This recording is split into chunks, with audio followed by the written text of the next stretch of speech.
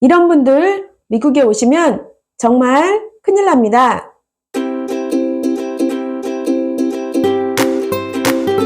여러분 안녕하세요. 미국 가이드 줄리입니다.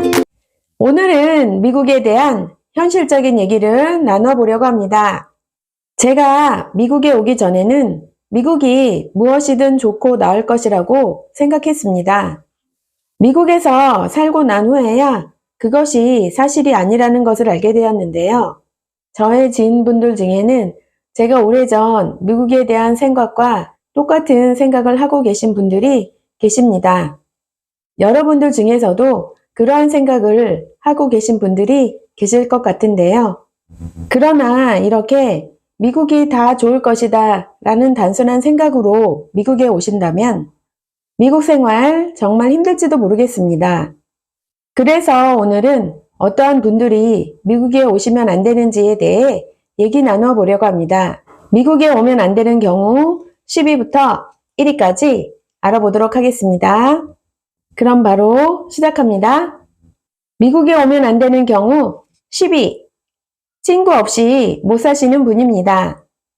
한국에 친구가 많이 있으신 분은 미국에 오시면 안 됩니다.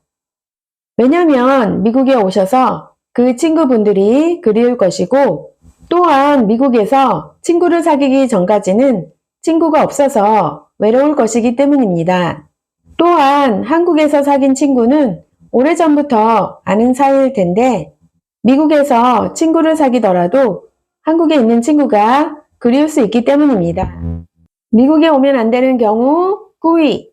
몰두할 수 있는 일이나 취미가 없는 경우입니다. 한국에서는 집을 나서기만 해도 사람을 만날 수가 있고 만나고 싶은 사람은 언제라도 만날 수가 있습니다. 하지만 미국에서는 이민을 온 분이시라면 한국에서처럼 사람을 만난다는 것이 그리 쉽지가 않습니다. 한국 교회를 나간다면 한국 사람을 만날 수는 있겠지만 한국에서처럼 집을 나서면 사람을 볼 수 있는 것이 아니라 한국 사람을 만나러 교회라든지 어느 특정한 장소를 가야 하므로 사람 만나는 것이 한국처럼 그리 자유롭지가 않습니다.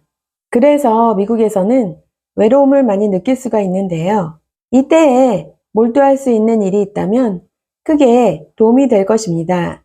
그러나 자신만의 일이나 취미가 없다면 미국에서는 자칫 고립될 수가 있습니다. 미국에 오면 안 되는 경우 8위. 아이들이 한국식으로 자라기를 바라는 경우입니다.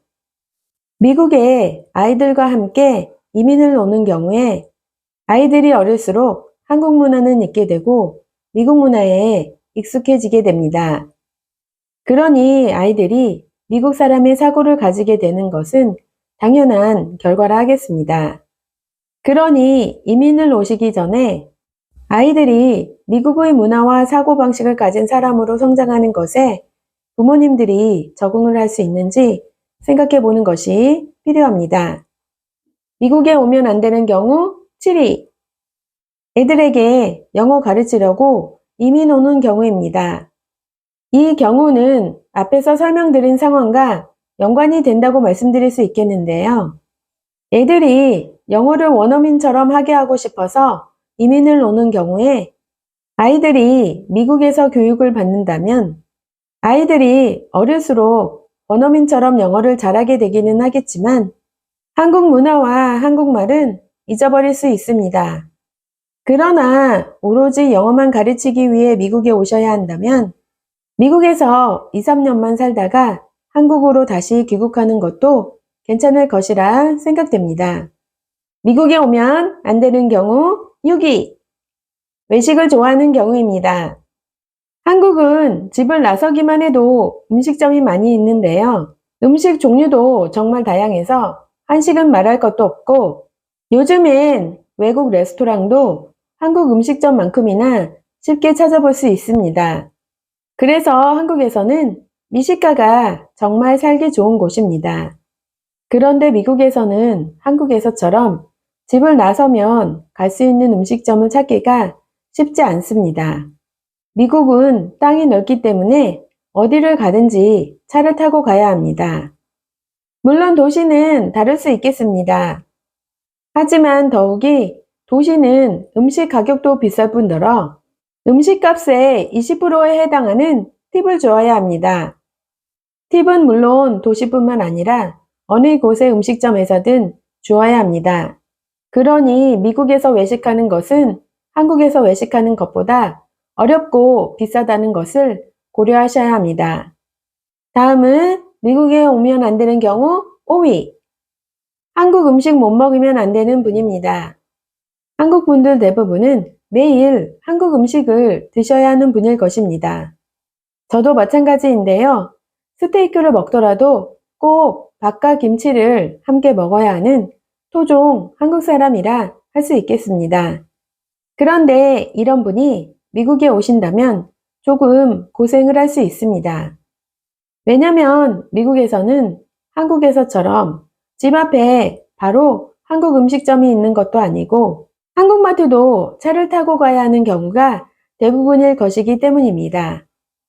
물론 미국에서도 한국 음식을 먹기는 하겠지만 한국에서처럼 그렇게 편리하고 간편하지는 않습니다. 미국에 오면 안 되는 경우 4위.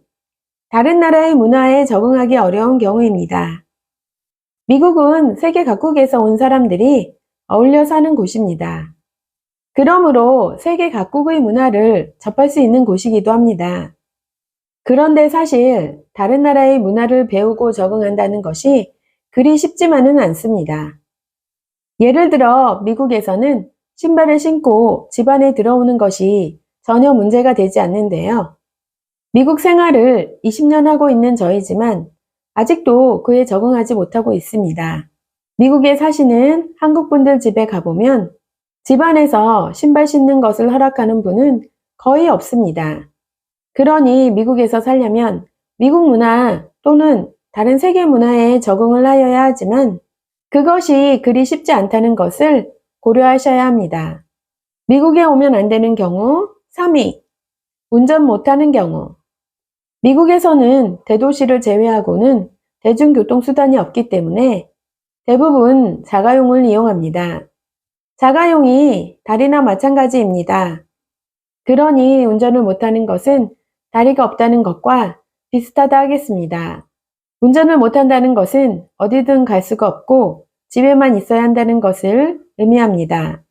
물론 가족이나 다른 지인한테 데려다 달라고 할 수도 있겠지만 매번 그럴 수도 없는 일이고 그건 여간 불편한 일이 아닐 것입니다. 그래서 한국에서 운전을 못 하시던 분이라도 미국에 오시면 제일 먼저 배우는 것이 운전입니다. 그러니 미국에서는 꼭 운전을 하셔야 한다는 점 기억하시기 바랍니다. 미국에 오면 안 되는 경우 2위. 영어 못하는 경우. 이것은 설명을 하지 않아도 너무나 자명한 일이라 할 수 있겠는데요. 미국에서 영어를 못한다면 정말 불편한 일일 것입니다. 제일 안 좋은 것은 직장에서 승진을 못하는 경우라 하겠습니다. 또한 영어를 못한다면 미국에서 살지만 미국 문화와 미국 사람 속에 묻혀 살 수가 없습니다. 왜냐면 영어를 잘 못하면 한국 사람만 만나게 되고 모든 일을 한국 커뮤니티 안에서 해결하려고 하게 되기 때문입니다. 또한 부모님이 영어를 잘 못한다면 아이들이 한국말을 잘 못하는 경우에 아이들과 의사소통을 하기가 힘들 것이기 때문입니다. 그러니 미국에 오시기 전에 영어에 대해 잘 생각해 보시기 바랍니다. 마지막으로 미국에 오면 안 되는 경우 1위에 대해 말씀드리도록 하겠습니다. 미국에 오면 안 되는 경우 1위는 바로 병원 자주 가는 분입니다. 제가 어릴 때는 병원은 하루가 멀다 하고 가는 곳이었는데요. 감기 걸리면 물론 병원에 가고요. 배 아파도 가고요. 열 나도 또 병원에 갑니다. 물론 넘어져서 다리에 피가 나면 곧장 병원으로 갔습니다. 더욱이 저는 어릴 때 몸이 약했기 때문에 병원을 정말 자주 다녔는데요. 한국에서는 병원 가는 것이 전혀 문제될 일이 없습니다. 그런데 미국에서는 이렇게 병원을 자주 가지도 않지만 병원을 이렇게 자주 간다면 경제적으로 많이 어려워질 것이라 생각됩니다. 미국에서는 의사 선생님 얼굴 몇 분 보는 것이 최소한 100불, 그러니 한국 돈으로는 10만 원 이상 들기 때문입니다. 더욱이 이 100불은 의료보험이 있다고 가정할 때에 본인 부담금에 해당됩니다. 만약 의료보험이 없다면 병원에 한번 갈 때마다 400불에서 500불, 그러니 한국 돈으로 40만 원에서 50만 원의 진료비를 내야 합니다. 한국에 비하면 정말 엄청난 병원비를 내야 하는데요. 저도 처음에 미국에 왔을 때는 병원비가 이렇게 비쌀 줄은 정말 몰랐습니다. 그런데 미국에서 이렇게 비싼 병원비를 절감할 수 있는 방법이 있는데요. 제가 그 방법을 이 영상에서 자세히 설명해 놓았으니 참고하시기 바랍니다. 자, 오늘은 여러분들과 함께 미국 이민 오시기 전에 고려해야 할 10가지에 대하여 알아보았는데요. 여러분들께 조금이나마 도움이 되었으면 좋겠고요. 저는 다음 시간에 다시 찾아뵙도록 하겠습니다. 그럼 다음 시간까지 안녕!